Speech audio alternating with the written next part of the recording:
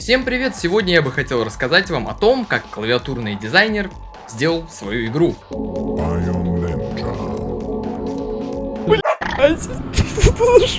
Помогите! Разумеется, речь идет про Байоны, и вы могли не видеть мое предыдущее видео о его клавиатурных приключениях, так что можете посмотреть. 450 баксов. Наверное, могу назвать себя плейтестером этой игры, так как я помню ее самое раннее состояние где-то в ноябре предыдущего года. За этот период игра стала более разнообразной и наполненной. Разумеется, увеличилось и время ее прохождения. Абсолютно каждая версия имела свои плоды и получала новые и новые улучшения. Наверное, стоит остановиться на моменте релиза ее на Иче, место, где публикуются инди-проекты, где игра, в свою очередь, была для всех абсолютно бесплатной. Для продвижения и тестирования игры Байон устроил соревнования спидранов на своем сервере, в котором было 3 категории, о которых вы узнаете немного позже. Наверняка у вас возникает вопрос, а что в ней, собственно, спидранить? Все довольно просто. Главной геймплейной особенностью является Movement, знакомый всем, кто играл на Source движке с бэкхопом и Rocket Boost'ом. Байон и сам являлся активным игроком Team Fortress 2, и даже Needle of God Game, если по-русски злоебучая башня, была сделана на основе одной из паркур-карт для Team Fortress 2. Первая механика, которую вы для себя открываете, становится бэкхоп, который Байон расшифровывает как Байон-хоп в рамках игры, что довольно забавно, с учетом названия способа соединения клавиатурных частей Байон-бол. Сам бэкхоп работает действительно просто, нужно лишь понимать несколько аспектов. Бэкхоп активируется при скорости игрока выше 11 условных единиц. Скорость игрок начинает набирать при повороте в одну из сторон во время прыжка и повторения этих действий. Самое сложное при этом не зажимать клавишу вперед, которая будет сбивать вашу скорость. Важной особенностью бэкхопа на фоне каких-нибудь CS и прочих Source игр является тот факт, что пробел можно просто зажать для постоянного прыжка. Ну и разумеется, скорость буста практически не ограничена. Ладно, она не ограничена вообще. Также в игре есть рампы, по которым можно проскальзывать во время бэкхопа при нахождении на них. Вы как бы скользите и немного взлетаете вверх по ней. Разумеется, если есть бэкхоп, то есть и эйр-стрейфы, похожие на стрейфы в Апексе. Вы можете поворачиваться в стороны и менять направление полета по тому же принципу, что работает бэкхоп. Тоже очень важный навык для прохождения большинства локаций, потому что как только вы ее освоите, вы перестанете ходить, в принципе. Все ваше движение перестанет содержать в себе W. Следующее, что получает игрок, возможность отталкиваться при помощи клинка от стен. Тут все довольно просто. Но есть один нюанс, который помогает прыгать выше. Нужно прыгнуть, а после нажать удар, для того, чтобы прыжок был как можно выше. Это понадобится во многих местах игры и в целом довольно просто осваивается. Разумеется, в игре также есть много текстовых документов, которые рассказывают о мире игры и повествуют о жизни и миропорядке заброшенной лаборатории, а также о событиях минувших дней. Думаю, это главное, что вам нужно знать об игре. Поэтому приступим к соревнованию, о котором я и завел речь. 3 разные категории. Any% абсолютно стандартная история, минимальное время прохождения игры. King of Balls, нужно собрать 20 сфер, раскиданных по всей карте. По сути, это что-то вроде секретов. И категория стиля, в которой вам было необходимо показать про-супа-дупа стилек в прохождении игры. Разумеется, соревнование должно было иметь награды, и в роли них выступали 4 биаса, которые были Battles Card состояния. Ах да, биаса было 4, потому что один из них разыгрывался среди всех участников спидрана. В момент открытия никто не побежал сразу выгружать спидран. Все было довольно постепенно, и с каждым днем их становилось все больше. Первым был Фензи со своим спидраном на Any% с действительно неплохим временем, которое мне казалось непостижимым с моими навыками игры на тот момент. В дальнейшем он множество раз побил свои рекорды и поучаствовал в каждой из категорий, одну из которых, кстати, и вовсе выиграл. Я рассчитывал на категорию King of Balls, так как знал, где находятся все сферы раньше всех остальных, и выгрузил свой спидран вторым. В последний день я приблизился к времени Фензи и уже надеялся, что смогу обогнать его в этой категории. А он, между прочим, реальный спидранер. Я уже на начале соревнования был уверен, что я ничего не заработаю. Поэтому в основном я просто пытался побить свое время и просто получал удовольствие от того, что существует какое-то соревнование. Последние 2 дня были сущим адом. Я проводил за игрой где-то 8 часов, что было по-хорошему абсолютно безрезультативным и бессмысленным. Было в организации всего этого дела ряд нюансов, из-за которых я считаю опыт большинства не столь идеальным. Первое. было дано точное время и дата завершения спидрана, что привело к тому, что все загружали свои забеги в последний момент, из-за чего большую часть времени, пока протекал спидран, их практически никто не загружал, и это несколько расстраивало. Поэтому я, наверное, и участвовал в каждой из категорий для просто поднятия активности и мотивированности других игроков. Я искренне не понимаю, почему многие люди не записывали хоть какой-то геймплей для той же самой категории стиля. В конце концов, в розыгрыше клавиатуры выиграл чел, который записал буквально 3-секундный клип. Он прошел по коридору взад и вперед и получил за это клавиатуру. И второе, вмешательство в работу игры. Или как произошло в данном случае, лок FPS на 30, благодаря чему эйрстрейфы и в целом скорость, которую удавалось развить, становилась во много раз выше. Разумеется, когда я увидел это, то я был в некотором замешательстве, так как я и Фэнзи максимально честно проходили испытания без каких-либо хитростей. К счастью, несмотря на такую несправедливость, на мой взгляд, настоящий победитель все же получил свою награду, хоть и в категории стиля. Фэнзи хоть и нарушил правила в этой категории, но все же выиграл без. Он влез в билд игры и сделал забег Энни в виде гнома, который пытается сбежать с дискотеки. Это было действительно забавно, и он определенно заслужил свой приз.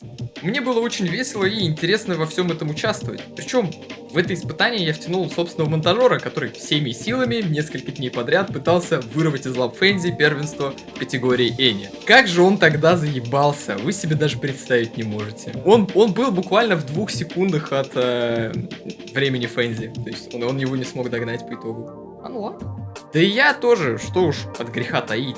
Так как времени я в те пару недель убил конкретно. Но на протяжении всего этого мероприятия мне было действительно весело и интересно. Это уже ощущалось как настоящее соревнование.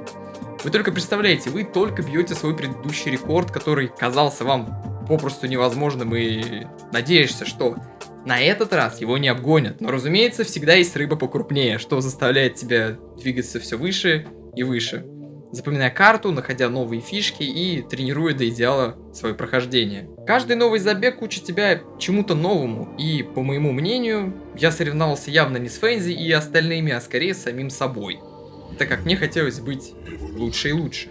Это чем-то мне напомнило Souls-like. Оно про преодоление собственных возможностей, как битва с очередным раздражающим и сложным боссом. Но в данном случае главным боссом является трасса и мувмент, с которым вы стараетесь совладать. Я хоть и не победил ни в одной из категорий, но был просто рад, что я был частью этого события. Тот самый момент, когда главным было именно участие, а не победа. Хотя без на полочку мне все же хотелось. Вы просто не представляете, какое количество изменений и доработок было внесено в игру. Она превратилась совершенно в другое на релизе. Ее, правда, очень сложно узнать. Я выделил 3 основные версии, которые являются главными ступенями в развитии игры. Первая ступень, версия, которую я попробовал в самом начале, это версия 25. Она ощущалась максимально дубово в плане передвижения, имеет лишь малую часть первого уровня. Но я, как вы помните, все так же получил от нее удовольствие, так как это было показано в большом видео про Гехирн. Не было никаких бэхопов, локации были довольно запутанными, но с учетом малого количества комнат все было достаточно понятно. Механика передвижения действительно хромала, и местами я не чувствовал, когда я бью о землю клинком. А также игрок очень медленный в этой версии, и пока не сформировано четкое видение игры, из-за чего локации в дальнейшем будут сильно переработаны. Видимость у игрока минимальная из-за кучи эффектов, благодаря чему игра до получения клинка действительно ощущалась страшной. Хотя врагов никаких и не было. В последующих версиях успеет появиться и исчезнуть PRKL, которая неплохо бустит скорость игрока. Смена оружия происходит на кнопку, а не по зажатию ПКМ. Версия 75, на мой взгляд, была уже реально крутой. Она не была линейной, появился бэхоп, который действительно затягивает. Новое оружие, появились многие локации, которых больше вы никогда не увидите из-за их сложности. Тот же Needle of Galgame был в лучшей версии именно в обновлениях во время спидранов, потому что эта ебучая башня будет сниться у меня в кошмарах. Это буквально было самое сложное, что я исполнял в спидране. И поверьте, я перезапустил такое количество попыток на этой башне, что вы даже представить себе не можете.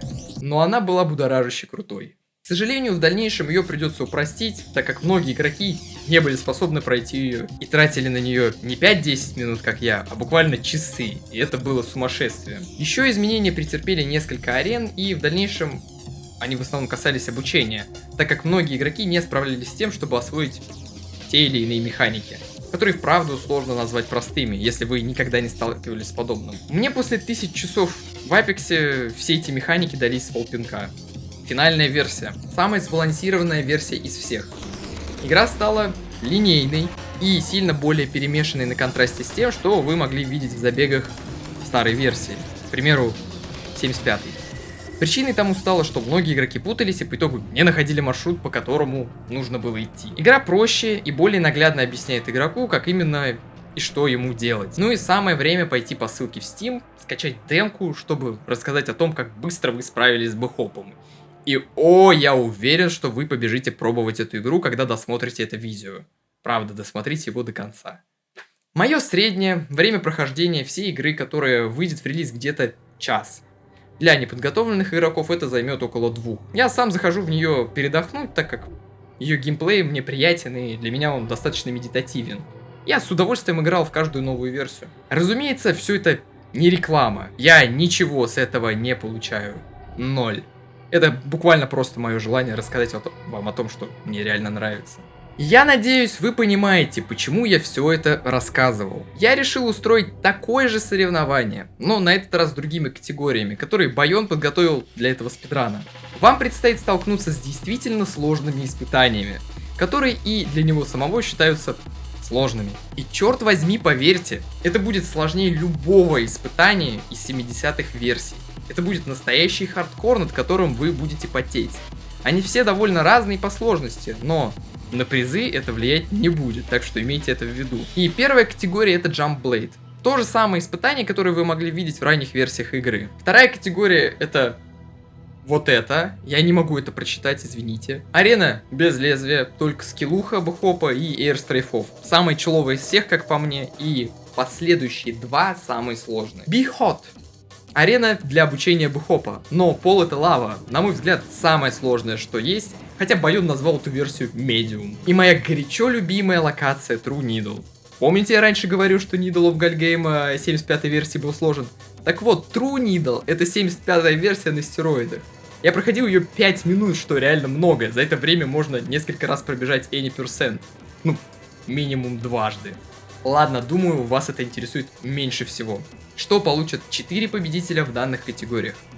Комплекты призов будут следующими.